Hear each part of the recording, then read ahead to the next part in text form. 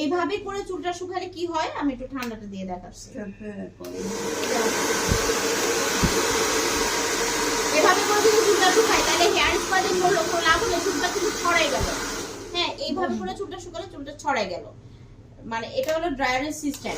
কথা দাও, ড্রায়ারের সিস্টেম। আবার অনেকে দেখা যায় মনে করে চুলটা স্কাল্পে শুকাইতে হবে না, চুল শুকাইতে হবে। স্কাল্প তো এমনি শুকাই যাবে, উপর দিয়ে ধরলে এমনি শুকাই যায়, কিন্তু চুলটা শুকাইতে হবে। অনেক সময় চুলটা বড় থাকে, একটু বড় বড় থাকে, ড্রায়ারটা এখানে নিচে নামবে, নামতে হবে।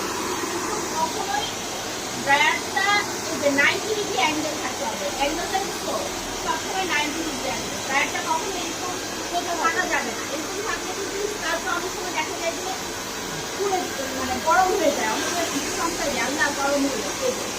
এই ঠিক আছে, ঘুরাই ঘুরাই এটা ধরো। হ্যাঁ, তাহলে হবে কি চুলটা শুকানোর সাথে সাথে স্ট্রেট হয়ে যাবে, ছড়াই যাবে।